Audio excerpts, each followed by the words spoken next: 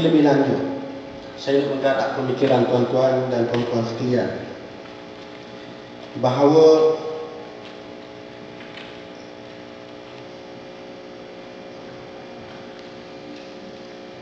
dalam kehidupan kita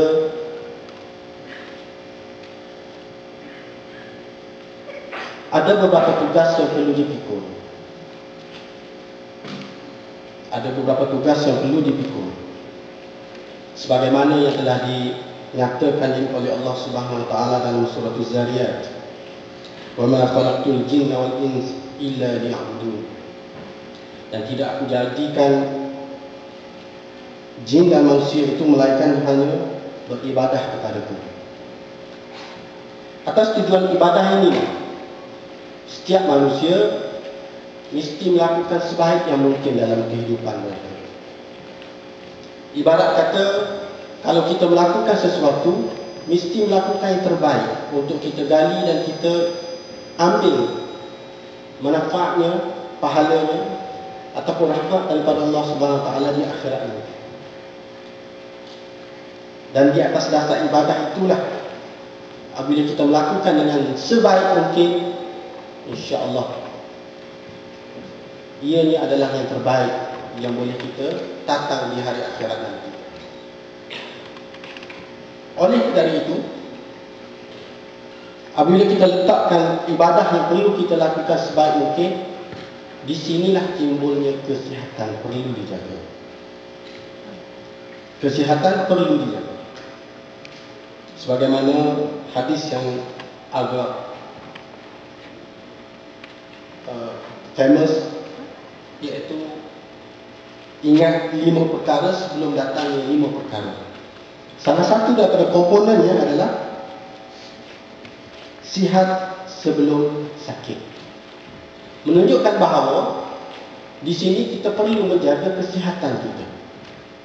Pentingnya kesihatan untuk kita jaga bagi meneruskan kelangsungan ibadah kita kepada Allah Subhanahu wa taala. Dan mungkin dalam hadis yang lain Rasulullah sallallahu alaihi wasallam sebut, orang yang gagah, orang yang qawi, orang yang paling baik di kalangan kamu adalah yang qawi dan amin. Orang yang gagah, orang yang boleh diistilahkan sebagai sihat, dan yang orang yang amanah.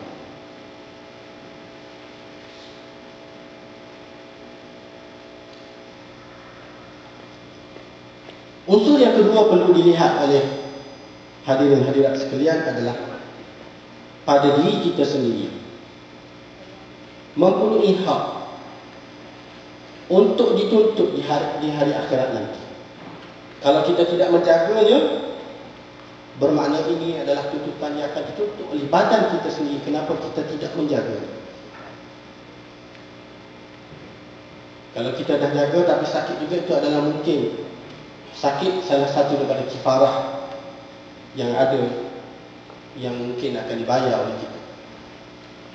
Tapi kalau kita mengambil sesuatu yang tak baik, sesuatu yang jahat, sesuatu yang bahaya, bermakna kita tidak menjaga hak yang perlu ada pada setiap diri kita.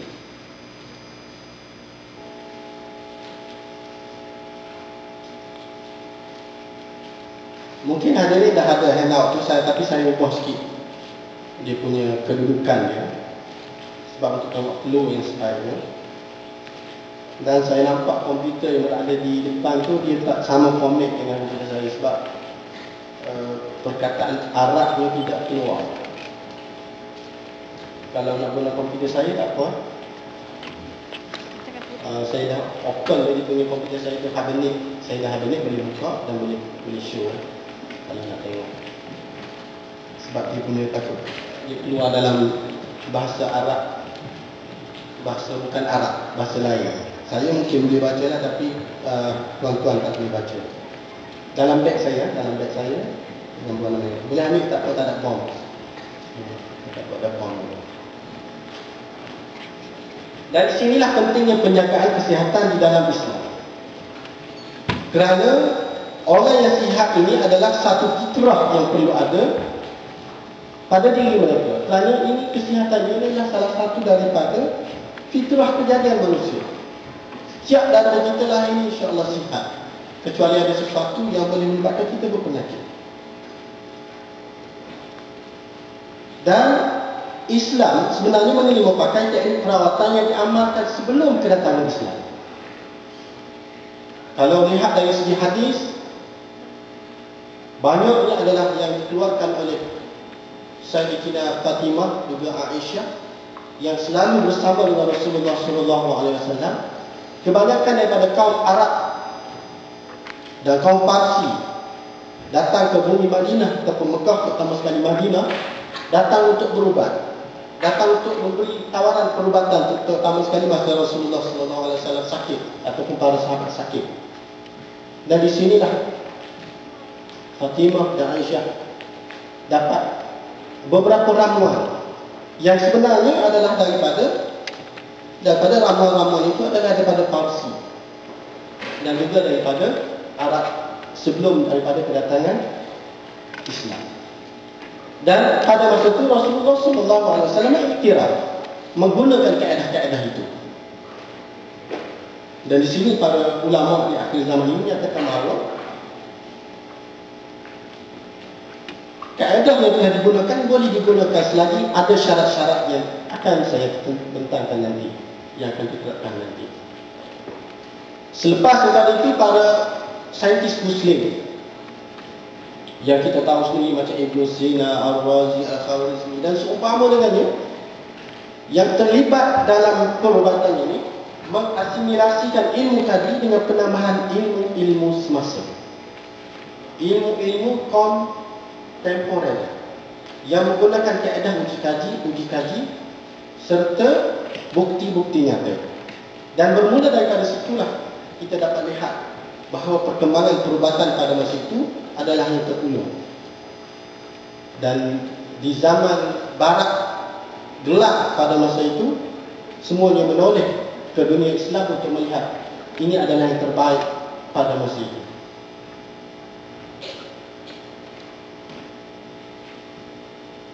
Saya sebut tadi berkaitan dengan syarat. Di sini saya nak sebut beberapa kaedah yang perlu kita ambil sebagai falsafah untuk berubah. Falsafah untuk berubah, di mana konsepnya adalah konsep maqasid syar'iyyah. Saya rasa tak silap kalau saya menggunakan bahasa itu, iaitu kita ingin mencapai beberapa maksud syari'.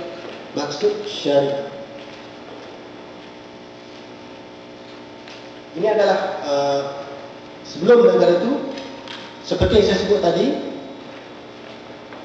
di zaman sekarang ini kita nampak macam Islam ataupun perubatan yang dikaitkan so-called sebagai Islam itu tidak nampak ia ni adalah dari kita. Kita nampak seolah-olanya semua perubatan itu semua daripada barat.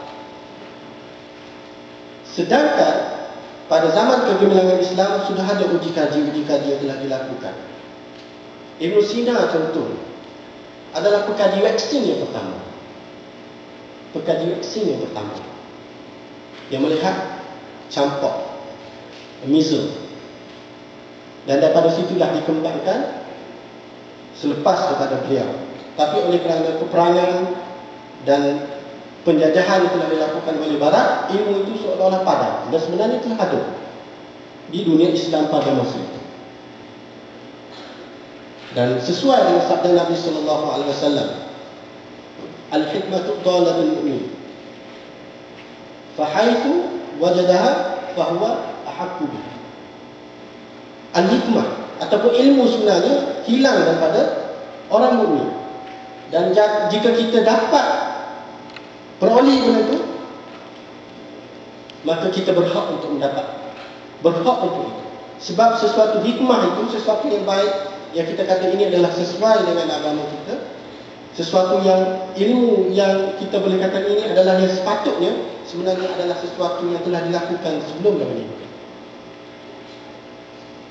Dan inilah menjadi asas kepada kita kenapa kita mengatakan bahawa perubatan yang kita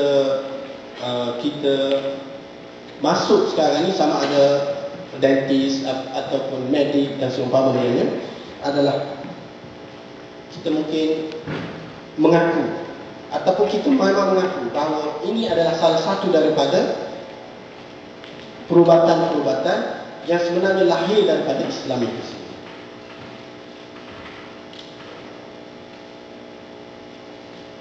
Saya nak ambil konsep yang saya katakan tadi, maqasid syar'iyah, di mana maqasid syar'iyah ini terbahagi pada dua, iaitu berkaitan dengan maslahat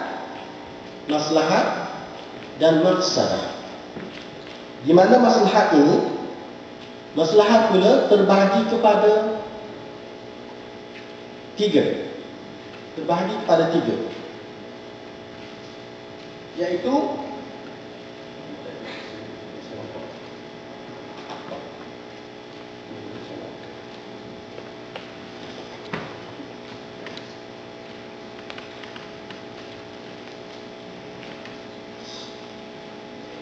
Iaitu daruriyat, hajiyat dan tahsiniyat. Susah aku nak faham. Saya nak macam susah nak faham.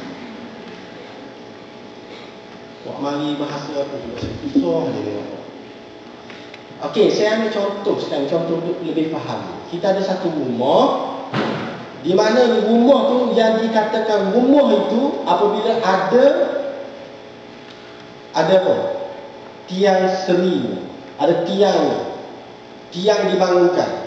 Apabila ada tiang, orang panggil rumah tak? Kalau ada tiang, dok lagi kan? Tak siap lagi kan? Ada dinding, mungkin ada dinding, mungkin ada atap, bangun panggil rumah.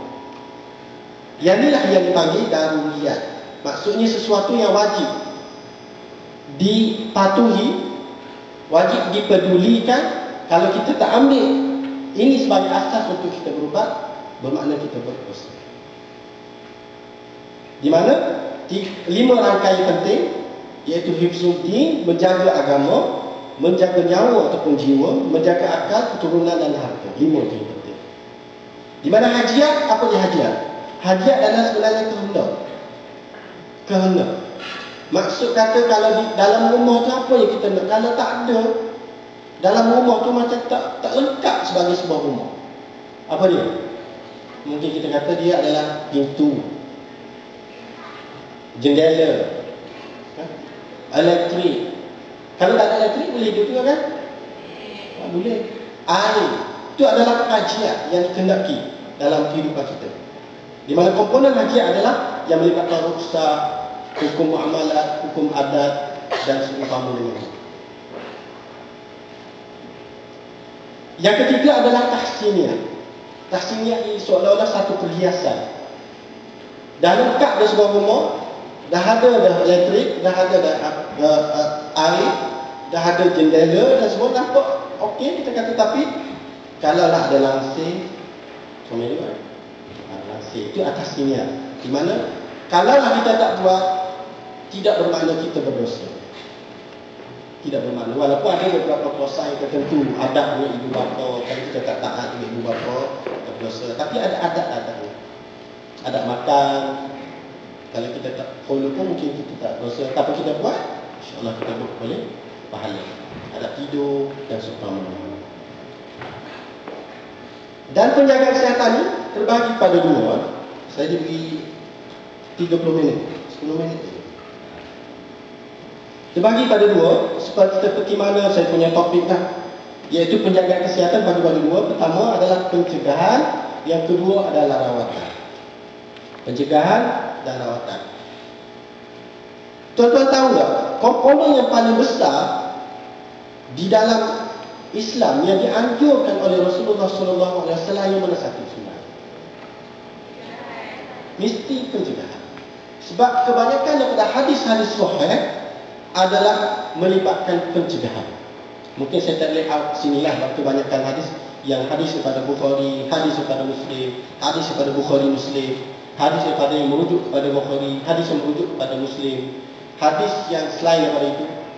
Kebanyakannya adalah lebih kepada pencegahan. Contoh kisah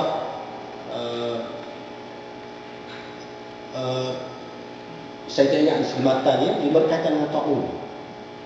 Ta'un. Tahu apa dia ta'un? Malaria ni.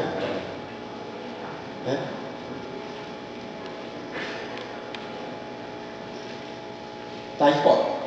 Ta'un ni typhoid kan? Betul tak ni? Saya tak faham. Okey, ta'un ya. Ta'un, hadis sahih berkaitan kalaulah sesuatu kawasan itu dah kena ta'un, orang yang berada dalam itu tidak dibenarkan keluar, dan orang yang berada di luar tidak dibenarkan masuk. Itu dah pencegahan. Banyak lagi lah hadis-hadis yang berkaitan dengan itu.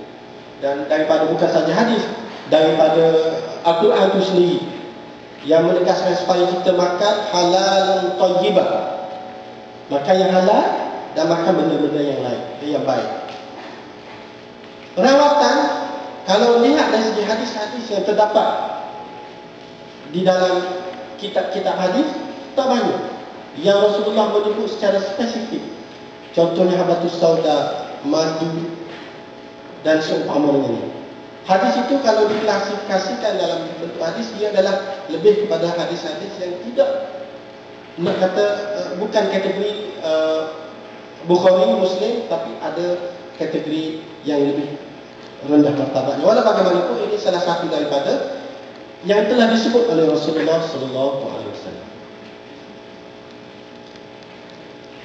Okey, saya pergi lebih laju sikit berkaitan dengan hukum rawatan menurut Islam. Okey, kita sebenarnya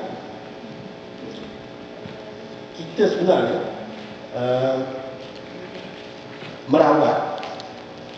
Ada setengah daripada komponen manusia itu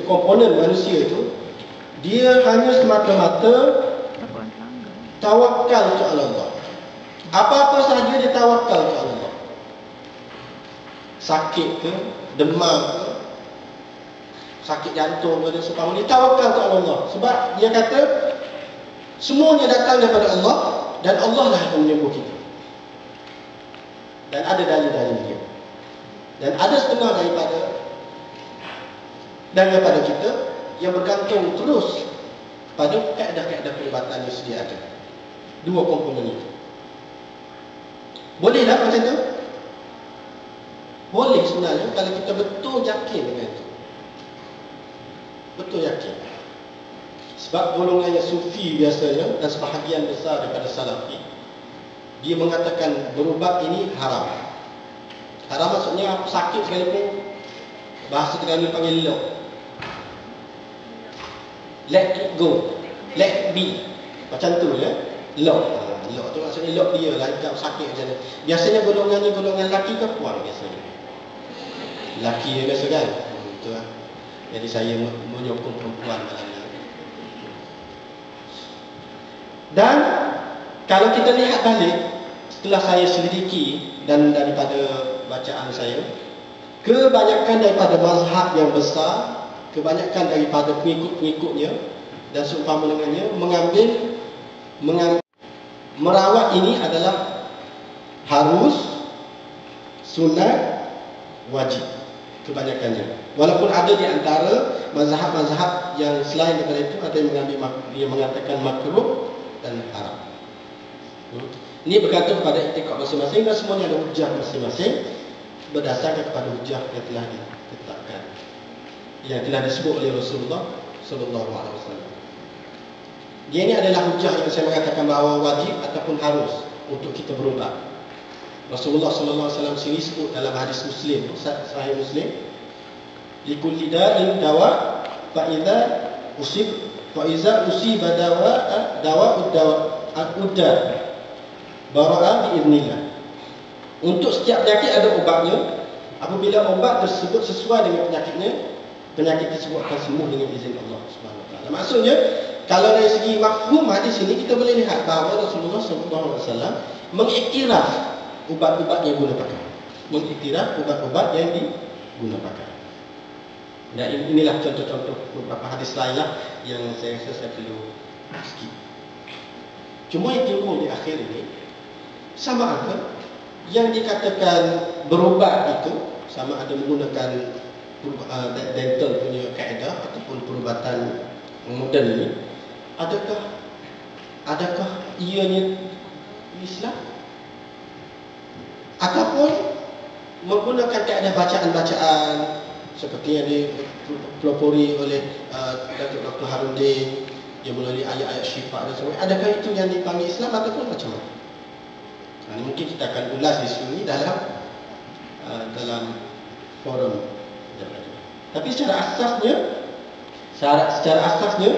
segala yang timbul, segala yang kita lakukan sebenarnya berdasarkan kepada segala yang telah ditetapkan oleh Allah Subhanahu Wa Taala. Fakta-fakta yang kita buat melalui evidence based medicine dan sebagainya adalah yang telah ditetapkan melalui sunnatullah ataupun syariatullah. Mungkin payah sikit faham sebab itu. Ini kategori hadis-hadis yang saya kata yang kita kata di dalam kategori hadis, dia ada kategori yang dipanggil tasyri'i. Tasyri'i maksudnya telah disyariatkan. Hadis galakan merawat, hadis-hadis penjagaan kesihatan dan sebagainya adalah hadis tasyri'i. Di mana hadis-hadis yang ghairu tasyri'i, yang dia sebenarnya ghairu tasyri'i ini adalah hadis yang melibatkan suasana semasa pada itu dan the best medicine for that time. Contohnya berbekam madu, habatus sauda dan sebagainya. Mungkin boleh diperbahaskan lagi daripada isu ini. Okay.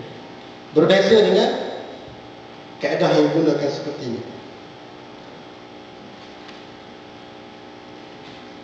Saya nak tunjuk sikit, mungkin seminit saya tunjuk.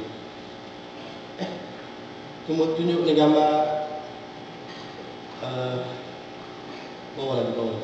Oh, saya dah sebut tadi bawah kat itu lah. Patut macam tak faham. Bawah ni. Boleh lagi sikit. Oh, saya dah gini. Oh, sorry. Allah. Teknologi ni boleh menyebabkan kita seolah-olah tertipu. Teknologi ni. Okey. Ni patut nampak macam tak faham. Pasal tak tunjuk ni. Ini adalah hadis-hadis yang mengatakan bahawa berubat itu adalah wajib. Masya-Allah. Maaf itu soalan di atas. Saya sama dia kata nak beritahu lah, tapi dia tak tergamuk je nak datang depan. Okey. Perubatan Islam dan sebagainya. Kalau dikupas banyak. Sebab saya sedia ni 30 slide sesuai untuk 30 minit. Tapi lebih juga rasa. Okey. Ni saya nak tunjuk. Ini adalah Islam ke tak? Dia ubat dia sejenis saja.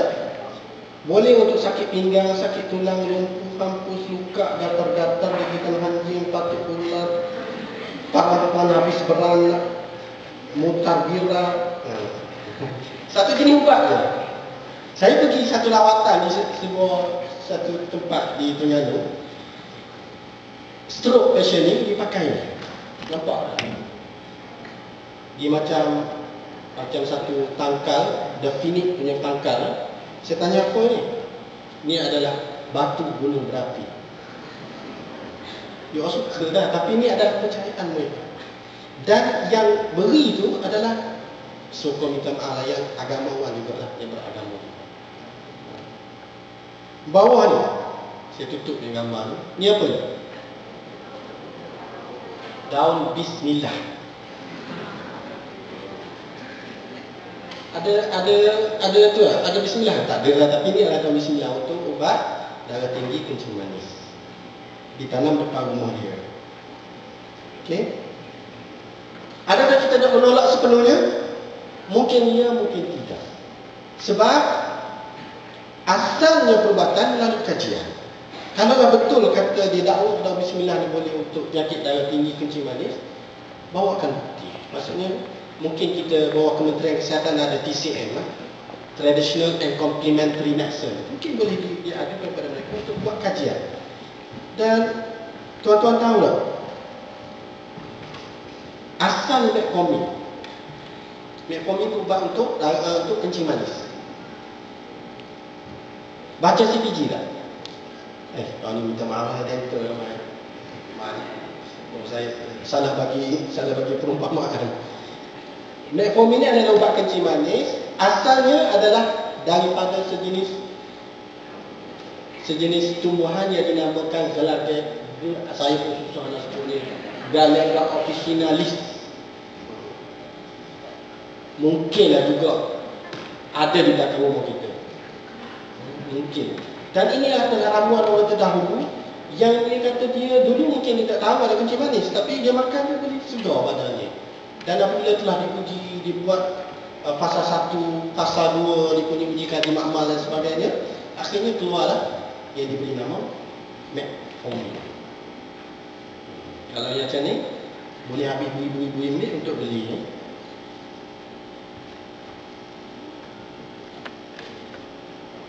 Last, sebenarnya yang ni yang penting untuk dental. Mungkin kita akan bincang lagi masa forum. Cantikan dan kosmetik. Cantikan dan kosmetik. Saya tak boleh nak sinkron dua ya. Okey, cantikan dan kosmetik. Di mana kecantikan dia adalah satu fitrah manusia juga. Kalau lelaki, kalau lalu depan dia perempuan yang cantik, mesti dia akan terpandang lebih. Itu adalah sifat dan naluri manusia. Sebab cantik. Dan sesungguhnya Rasulullah SAW yang menyatakan bahawa Allah tidak melihat pada rupa, pada bentuk rupa dan harta kalian, tetapi yang dilihat adalah hati dan amalan-amalan kalian, amalan-amalan kita. Dan asas untuk berubat menggunakan kaedah kosmetik ini ada 9 asasnya. Pertama, ianya tidak mengubah kejadian Allah. Mengubah kejadian Allah. Ada perbahasan dia. Kedua, tidak menipu dalam merawat. Tidak menipu dalam merawat. Dalam rawatan kita tidak tipu menggunakan kaedah-kaedah tipu, ataupun kita menipu untuk kita lihat supaya dilihat oleh orang lain, supaya kita demikian dan seumpamanya. Contohnya mungkin transgender. Tidak membazir. Tahu tak kos untuk penukaran jantina berapa? Dia boleh mencecah kepada 100,000 hingga 120,000 menukar jantina. Tidak dibuat di negara kita, tapi dibuat di Thailand. Singapura saya tak pasti, tapi Thailand ada satu kisah yang last year yang mati itu, dia buat penukaran jantina. Menjauhi perkara bahan haram dalam perawatan. Tidak menukar status lelaki ataupun wanita. Yang ini adalah transgender je. Tidak menyerupai kaum kafir. Tidak menyerupai kaum kafir. Dan tidak melanggar maqasid syar'iyah tadi. Maqasid dia apa? Agama, nyawa. Kalau berubat tu boleh menyebabkan nyawa kita melayang. Kalau berubat tu boleh menyebabkan akal kita hilang. Keturunan kita tak ada. Harta kita habis banyak. Harta kita tercabut daripada hak kita dan sebagainya. Itu tidak dibenarkan. Dan mesti mendapat nasihat daripada pakar yang melakukan perubatan itu.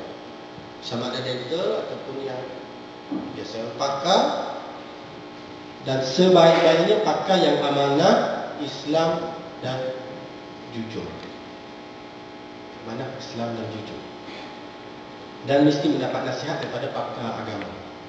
Ini adalah 9 asas yang perlu ada dalam perubatan kosmetik. Walau bagaimanapun Ibnu Qudamah mensyaratkan tambahan daripada itu, mestilah sesuatu perubatan yang dikatakan kosmetik itu mempunyai hajat yang mendorong sangat. Kalau tak buat, boleh menyebabkan kesihatannya terganggu. Contoh macam brace. Ini jijik. Orang panggil apa? Brace. Braces, minta maaf. Braces. Walaupun ada di antara yang menentangnya, Tapi kebanyakan daripada ulama membenarkan di atas dasar kalaulah kita tidak buat braces itu menyebabkan kesihatan kita terganggu, pengunyahan kita bermasalah, kalau yang mungkin melibatkan percakapan dia, nak sebut do tak boleh, bunyi apa, walau do ni tak boleh, jadi walau bo ni macam tu. Maksudnya boleh mengganggu dia punya ibadah dia, boleh mengganggu kesihatan dia, maka dibenarkan. Dan jelas tujuan perubatan bukan untuk perhiasan. Ini penting ya. Frasa ni penting. Jelas tujuan untuk perubatan, bukannya perhiasan. Kalaulah di atas niat perhiasan, maka tidak dibenarkan. Dan dilakukan oleh pakar yang muslim. Menurut ilmu kedoktoran yang mahir dalam sakaan, ianya berjaya dengan tinggi. Braces contoh kan. Berapa tahun? Biasa pakai 2 tahun ya. 2 tahun. Maksudnya dari segi kajian-kajian yang dibuat 2 tahun tu, insya-Allah dia kembali kepada normal. Dan mesti mendapat izinan pesakit ataupun wali. Pesakit ataupun wali. Saya rasa itu saja yang boleh saya sampaikan. Mungkin kita akan berinteraksi lebih lagi dalam sesi forum, yang mungkin ada soalan-soalan yang perlu ajukan kepada saya. Walau bagaimanapun secara kesimpulannya, saya rasa saya tak dapat bagi kefahaman yang fasih berkaitan dengan maqasid syar'iyyah serta perbezaan di antara perubatan moden dan Islam. Sebab saya rasa slide tadi lari kenapa tak apa itu. Tapi asasnya adalah perubatan yang kita lakukan ini, sama ada dental ataupun perubatan, ia adalah telah mengikut salugara yang telah ditetapkan oleh agama kita. Dengan kata kita menolak beberapa syarat-syarat yang lainlah, tidak mengambil benda yang haram, tidak mendedahkan aurat dan sebagainya. Saya rasa itulah untuk sesi pertama. Saya serahkan kembali kepada moderator ataupun kepada pengajar. Wallahu a'lam. Assalamualaikum warahmatullahi wabarakatuh. Jutaan terima kasih diucapkan kepada Dr. Suhazeli. Sedikit latar belakang berkaitan Dr. Suhazeli. Beliau kini merupakan Naib Presiden Persatuan Perubatan Kekeluargaan Malaysia, dan juga beliau juga merupakan mantan Presiden Persatuan Perubatan Ibnu Sina Malaysia ataupun dikenali PAPISMA pada tahun 2008 sehingga 2010. Terima kasih atas ucapan yang cukup penuh dengan isi sebentar tadi. Baiklah, tanpa membuang masa, maka kita teruskan dengan sesi kedua yang akan disampaikan oleh Associate Professor Dr. Solahuddin.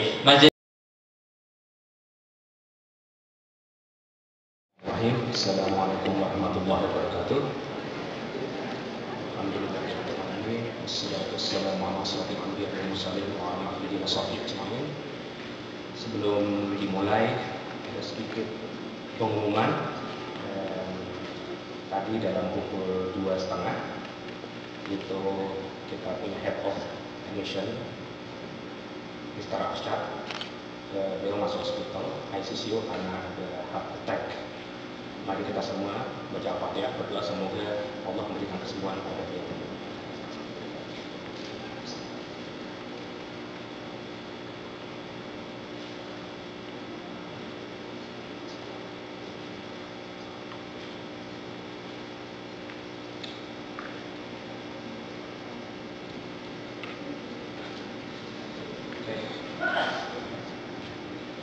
Sebelumnya saya minta maaf tadi Dr.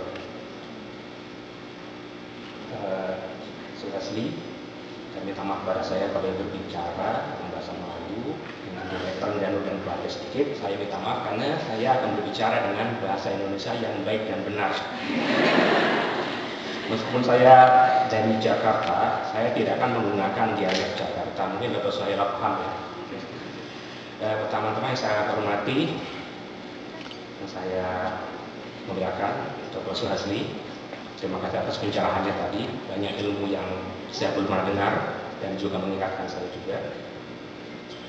Rekan saya Dr. Suhaila, Deputi Dean untuk Akademik untuk student affair. Lalu saya nampak ada beberapa rekan-rekan saya lain, Dr. Haikal dan Dr. Imran, Syekh Imran. Sedikit kebetulan ini dibanding, maaf saya akan coba buat relax sedikit. Harap-harap tolong jangan melihat slide ini sebagai slide lecture karena ini sudah bosan melihat saya. Lecture microbiology, biochemistry, oral biology itu. Tapi sedikit saya singgung, sedikit saya bicarakan. Sebelumnya tadi pembawa acara, tadi disebut pengacara ya, minta maaf dokter kalau pengacara dalam bahasa Indonesia artinya adalah peguam. Pengacara saya panggil pembawa acara. Pembawa acara tadi membawa dengan pantun, saya akan coba dengan pantun. Walaupun saya bukan dari orang Melayu, tapi saya asal dari Jawa, nama di Jakarta. Saya sebetulnya boleh membuat pantun, tadi last minute saya buat. Oke, kelapa tua dibelah-belah, habis dibelah terus dikukur. Sungguh banyak nikmat Allah, malah kita banyak bersyukur. Mungkin kalau bahasa Melayu bukan marilah ya, jumlah ya, betul ya, jumlah ya, bukannya marilah. Oke. Maaf ada perubahan sedikit mengenai judul, karena kalau kita mempertentangkan isu halal dan haram, saya rasa saya bukan dalam kapasitas yang layak untuk ini. Kebetulan saya juga masih dalam tahap belajar. Kebetulan ini memang saya merasa memberi sebagai pemateri sekarang lebih berat daripada saya memberi lecture atau daripada defense dulu ya, masa tesis defense waktu PhD. Sekarang lagi berat karena nanti saya khawatir atau cemas jangan-jangan nanti ada adik-adik di sejawat rekan nanti individual lebih identis ya, dan juga lain-lain akan mengambil diri sebagai reference. Jadi kalau apa-apa yang benar, insya Allah dari Allah Subhanahu Wa Taala. Kalau yang salah, jadi saya sebagai manusia biasa. Judul saya modify sedikit. Ini pun saya ambil daripada sebuah artikel published di British Dental Journal, yaitu mengenai bahasa Inggris ya, mengenai perawatan gigi. Kita lihat dari perspektif syariah.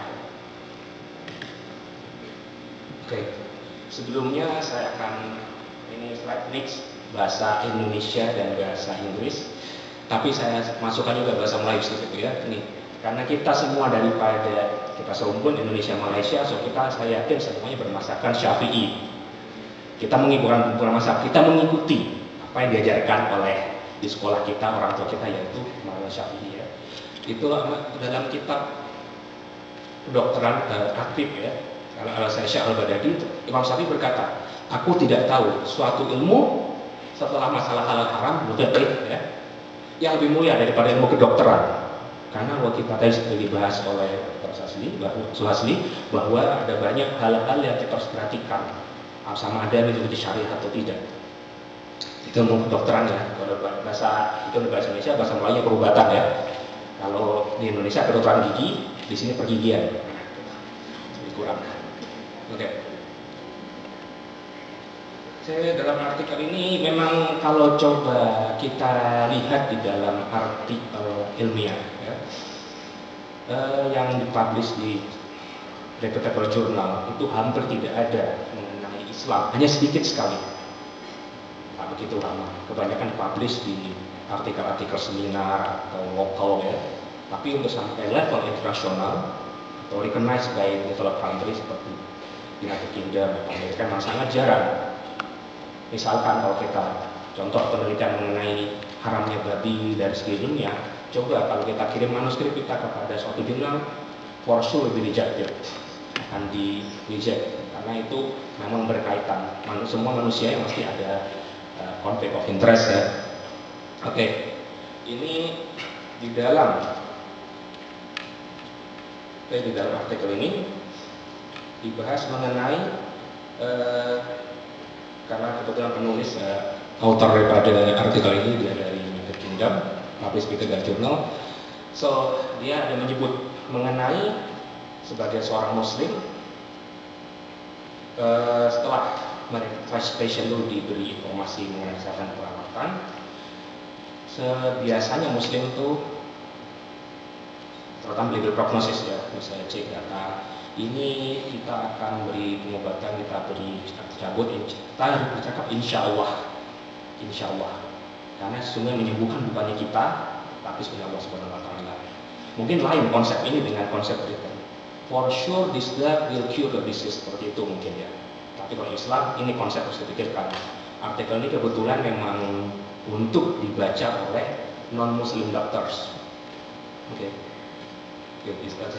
Disebut di sini insya Allah ya. Lalu ada beberapa hal ya, saya coba membuat summary, menyimpulkan beberapa hal yang patut diperhatikan oleh para dentis, para dokter gigi, ataupun oleh para asisten dokter gigi ataupun patient atau siapa saja berminat dalam bidang pergigian. Ada beberapa hal-hal yang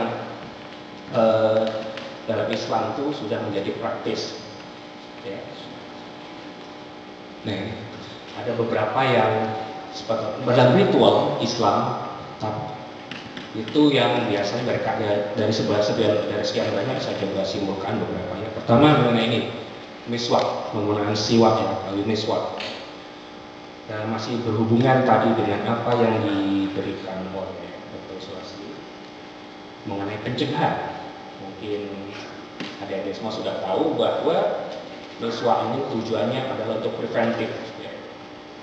Menyegarkan bau, bukan untuk mengobati, tapi untuk mencegah apa? Mencegah bau mulut, mengurangi populasi bakteria. Jadi saya akan bahas lebih detail ya, karena ini sudah. Nah, saya cuma kalau saya in detail akan masuk ke dalam lecture oral biologi nanti. Nah, mencegah ada banyak. Mungkin ada yang pernah baca namanya hadis musang miswak. Beberapa ulama dia membuat analogi dengan memberus gigi atau menggosok gigi, membersihkan gigi. Ya, bau mulut. Sedikit saya kalau boleh elaborate mengenai pencegahan dalam Islam memang sangat dianjurkan. Ya. Contoh Rasulullah SAW juga, beliau tak pernah makan sampai kenyang. Tak pernah makan sampai kenyang karena mencegah. Itu untuk kita mencegah obesity ya. Mencegah, kita tak tahu kalau perut terlalu penuh kita tak boleh bernafas, atau juga akan sisa makanan akan dirubah dalam bentuk fatty acid. Sekarang bagi chemistry saya. Oke. Satu hal lagi tadi mengenai sebetulnya kalau ada yang baca mengenai pergigian dalam sejarahnya pun, kalau ada yang tengok homepage American Dental Association dalam history of dentistry hampir tidak ada informasi mengenai even miswak macam Fadil. Of course homepage itu yang membuat adalah orang Amerika Syarikat ya, jadi bilang informasi miswak. Saya tidak tahu apa yang berlaku, tetapi semua miswak itu yang paling menggalakkan adalah Rasulullah SAW. Lalu mungkin sekedar kongsi cerita, sharing mengenai apa-apa yang mengenai gigi ya. Ada banyak. Salah satu yang tadi kebetulan tadi Dr. Ustadz Suwasli menyebutkan mengenai penyakit taun. Saya pasti penyakit plug atau penyakit pestis saya pasti, tapi semut menular. Itu memang Rasulullah SAW melarang untuk mendekati suatu daerah karena penyakit. Ya, begitu berada di dalam tak boleh keluar, isolated, dan yang dari luar tak boleh masuk. Ya, aseptik tank ya seperti itu. Saya jadi ingat mengenai penyakit tahun ini kepada salah seorang sahabat Rasulullah SAW yang di 10 di jannah surga adalah Abu Ubaidah bin Jarrah. Beliau panglima yang menaklukkan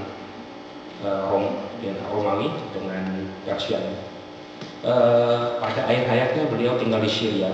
Suatu ketika berlaku wabah tahun.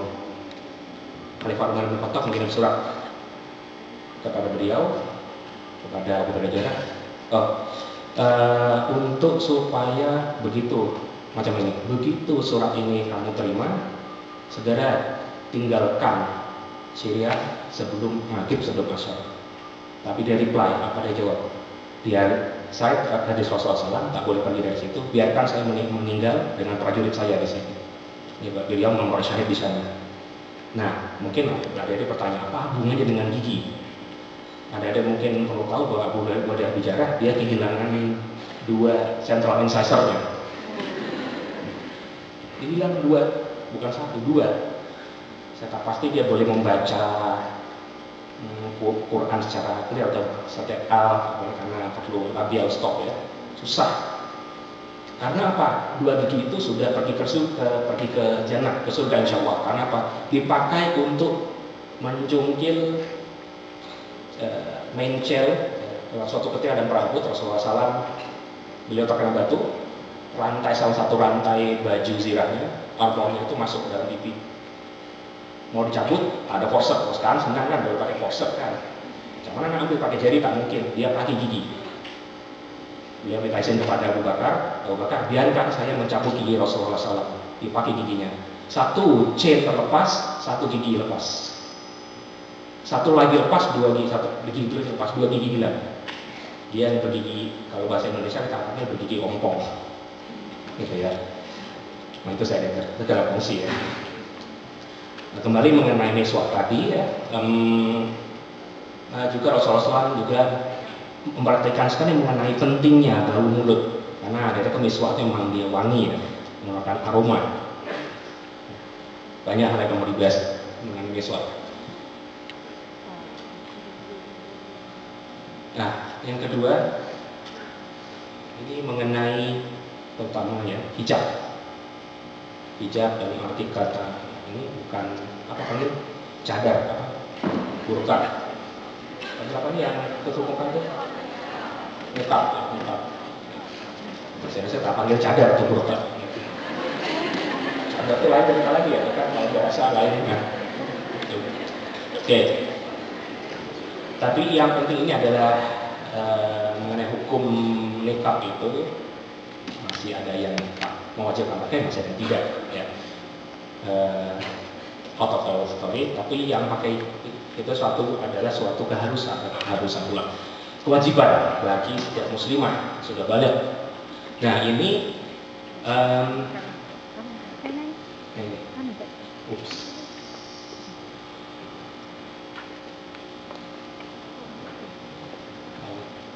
ini perlu diperhatikan oleh para, mungkin adik-adik nanti sudah paham ya, kalau sudah menjadi dentis, seorang muslim insya Allah dentis akan mana. Tapi nanti kalau ada rekan-rekan dentis juga tapi yang non muslim, sama ada dia Hindu atau Kristen, kita kena memberi informasi ini kepada mereka ya. Apa itu? Bahwa mungkin ya dalam pemeriksaan ada beberapa dentis yang minta itu dibuka atau apalah. Jadi kita mesti memberi pencerahan kepada rekan-rekan kita yang dentis ya. Yang non muslim saya. Lalu ini atau seperti ini, boleh juga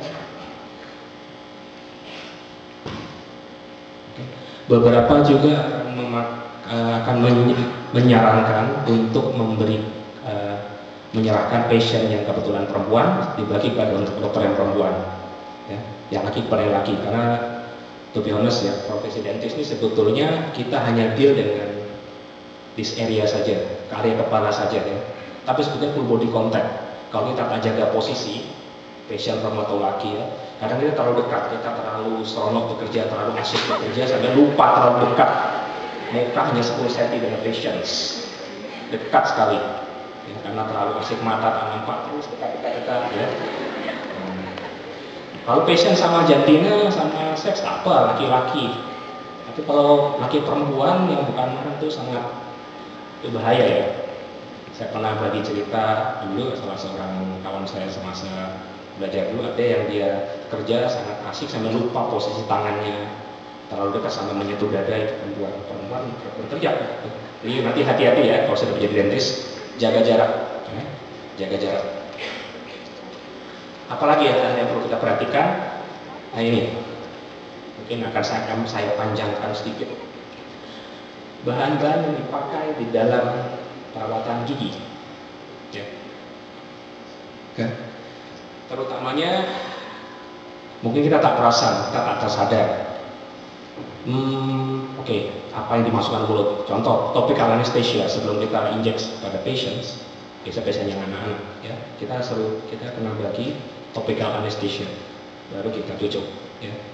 Kita tak tahu sama ada bahan itu terbuat daripada babi atau bukan.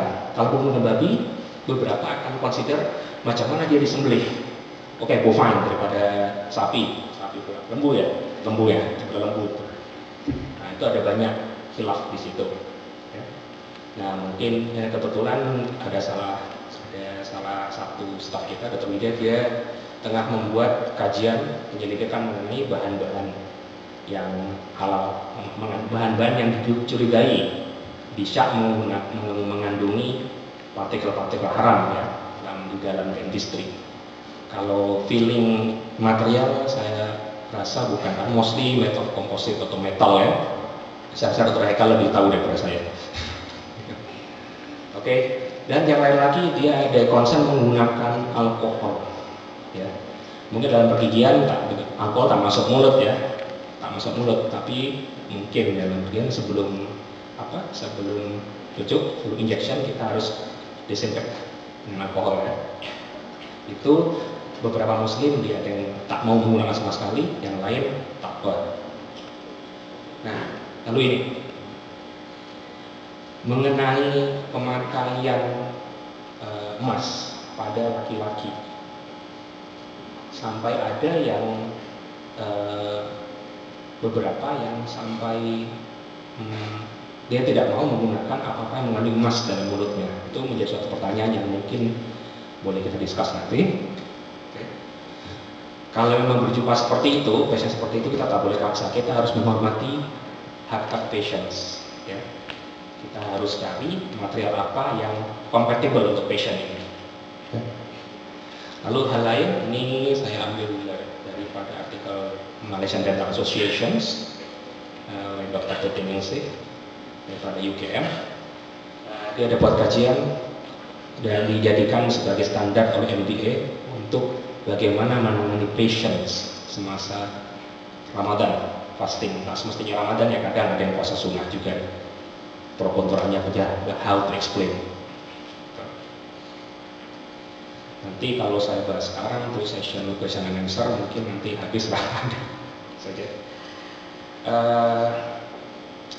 Lain daripada itu juga ada lagi mengenai misalnya jenis-jenis perawatan tertentu yang misal tadi Ustaz sebut mengenai sebut mengenai onkologi atau hal mungkin yang sekarang belum nampak tapi akan menjadi isu di masa mendatang ya, semacam ambil X-ray seperti apa ya.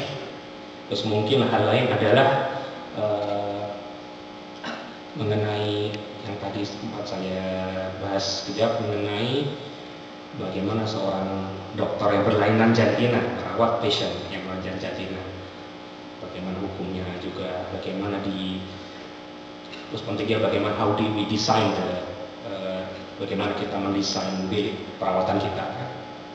Ya, sebagian referensi yang saya ambil. Terlebih kurangnya saya rasa sudah berapa menit tadi? Saya tulis di slide, tapi berapa menit? 20 menit ada kan?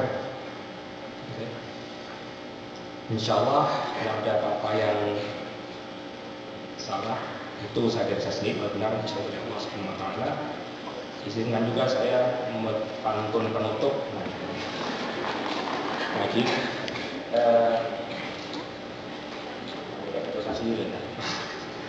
anak ayam turun 10, mati 1, tinggal 9. Bangun pagi 9 subuh, minta ampun kepada Tuhan. Ya, terima kasih. Assalamualaikum warahmatullahi wabarakatuh.